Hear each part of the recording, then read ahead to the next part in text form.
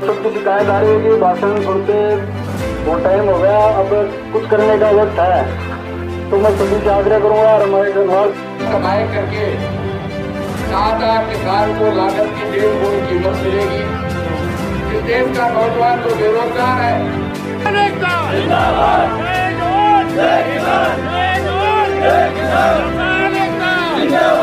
तकलीफ जरूर है कि अपने बैठक को डिस्टर्ब कर रहे हैं नेटवर्कों वाली आवाज, इनको बंद करना चाहिए और करने के विचार आप लोग करेंगे। आप नमस्कार, स्वागत आपका। हमारे साथ हैं हीरानगर ग्राम पंचायत नीमका थाना से समाज सेवी प्लस सरपंच जो हमारे बीच में हैं। इनसे पूछेंगे कि इन्हें बिल से क्या फ़ायदा है, क्या नुकसान है। तो सर नमस्कार, स्वागत आपका। हाँ जी, राम राम। देखो साहब, फ़ायदा की तो मन तो क्यों लागे नहीं, क्यों फ़ायदा हो जाए, और नुकसान तो है जो भाई मैं किसान छूँ। ये बिल छू मन कोई फ़ायदा कौन दिखे, ये में सिर्फ और सिर्फ पूंजीपतियों ने फ़ायदा हो जाए। आवाली नस्ल ख़त्म हो जैसी, और आवाली नस्ल का नहीं देख, मतलब भविष्य का नहीं देख मेड़े आया जा किसानों की लड़ाई में मैं साथ जा। जतरे तीनों कानून का जो बिल जी वापस नहीं होगा, जतरे मेड़े बैठा रहे। देश को जो फौजी अगर सियाचिन बॉर्डर के ऊपर देश की रक्षा कर सके जाती कड़ाका की सर्दी में, तो मैं मारा की लड़ाई के लिए अड़े डटे रहूँगा। सही मोदी जी कोई भी कानून लावे मैं चीज़ ने स्वीकार कौन करा। और देश का नौजवाना सू मैं एक विनती करना चाहूँ कि सोशल मीडिया सू जो भ्रम फैलाया जा रही है, इस बाहर न निकलो। आवाली पीढ़ी ना अपन जवाब देणु जाए। देश की आज़ादी में आपनु योगदान कौन रही हो, क्योंकि आपनु जन्म ही कोई नहीं हो जो। लेकिन अब ये देश की आज़ादी से भी बड़ी आज़ादी है, लड़ाई है या किसाना हक के लिए, और आपने अपनी ज़मीन बचानी जाए। आवाली नस्ल ने आपने जवाब देणु जाए, एकजुट हुए और किसाना के साथ आपने कंधा से कंधो मिला और ये बिल ने वापस करवाणु जाए।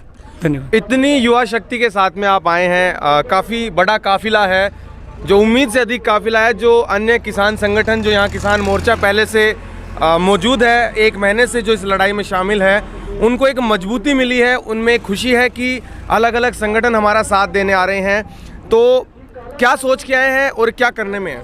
देखो, सोच वाली बात हुई है कि जो हो रहे हो, जो शायद मोदी जी तो यही सोच रहे थे कि ये 2-4 दिन को ठंडी हो जाए, यो भी घर जाएगा, लेकिन वो गलत जगह पंगो ले लियो।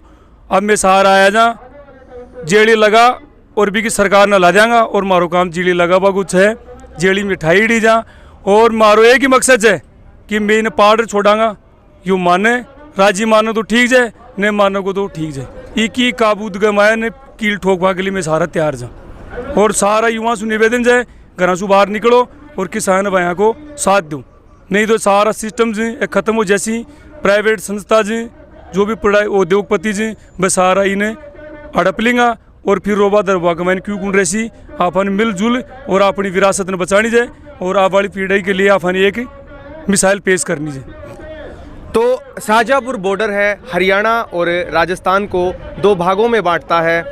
सिंह द्वार भी कहा जाता है, राजधानी का प्रवेश द्वार भी है, और सबसे व्यस्तम राजमार्ग की बात करें तो उनमें से शाहजहाँपुर बॉर्डर का ही नाम पहले आता है। किसानों के जो बेटे हैं, जवान, उनको उस तरफ रख दिया है, और जो किसान हैं उनको एक ही कौम के, या एक ही कहें तो एक ही परिवेश से आने वाले लोगों को आमने सामने कर दिया है। तो इसको किस तरीके से देखते हैं? देखो, बात यह है कि जो जवान से भाई ड्यूटी पर जी भाई के जी मान शपथ दिवाई जाए कि मैं देश की रक्षा के लिए मैं मारा प्राण की नौछावर, मारा जब प्राण जी मैं नौछावर कर दे।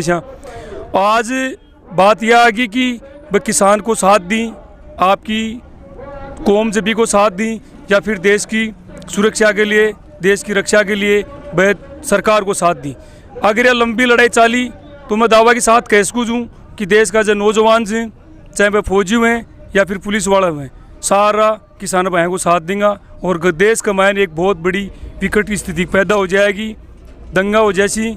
मोदी जी से निवेदन है कि मैं माना जाए कि भाई ते जो भी कानून आज तक लियो जो ते बिगड़ गए न कोई ठा, लेकिन ये तो हटनू पड़ेगा, जिद नहीं करनी चाहिए।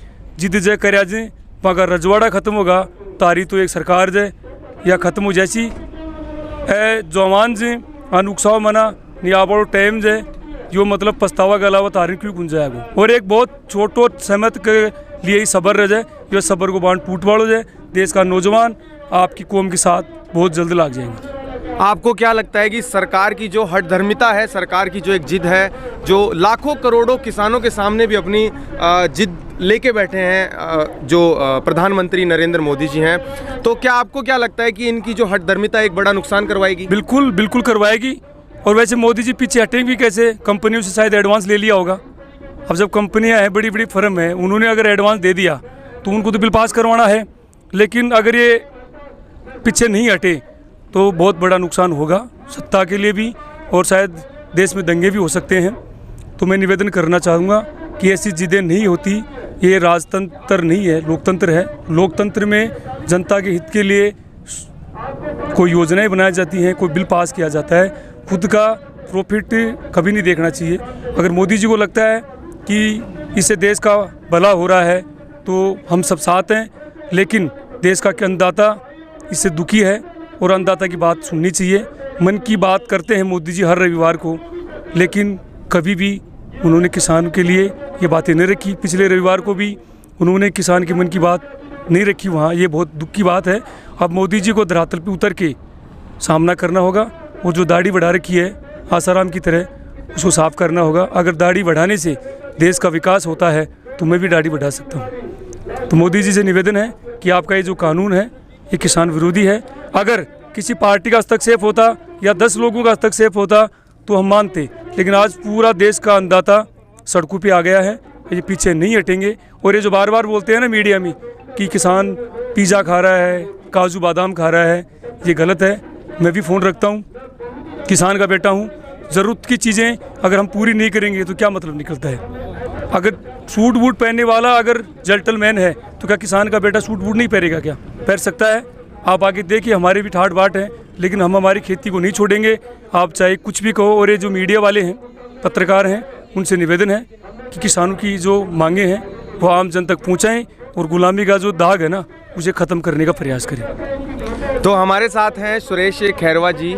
इन्होंने अपनी बात रखी, अपना पक्ष रखा, काफ़ी एक बहुत ही सरल तरीके से अपना पक्ष समझाया, इस बिल के बारे में अपनी राय रखी। इनका कहना है कि जो प्रधानमंत्री नरेंद्र मोदी हैं वो केवल अपने मन की बात करते हैं, किसानों के मन की बात भी उनको सुननी चाहिए। दूसरा, सुरेश जी खैरवा ने कहा कि जो एक केंद्र सरकार की जो एक मानसिकता है कि उन्होंने किसानों को हमेशा फटे हाल में देखना पसंद किया है, जिससे कि उनको ये गाड़ियों में, बड़ी बड़ी गाड़ियों में, एक अच्छे महंगे कपड़ों में, अच्छी सुविधाओं में नहीं देख पा रहे हैं। मैं धन्यवाद देना चाहूँगा सुरेश जी खैरवा को, जिन्होंने अपना समय AC न्यूज़ इंडिया को दिया। धन्यवाद। Thank you.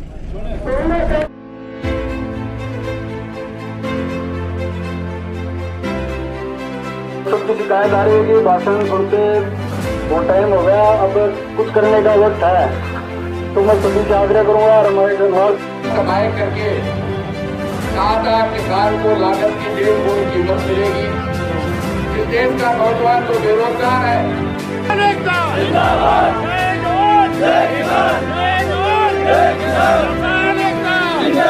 एक तकलीफ जरूर है कि अपने बैठक को डिस्टर्ब कर रहे हैं नेटवर्कों वाली आवाज, इनको बंद करना चाहिए और करने के विचार आप लोग करेंगे। आप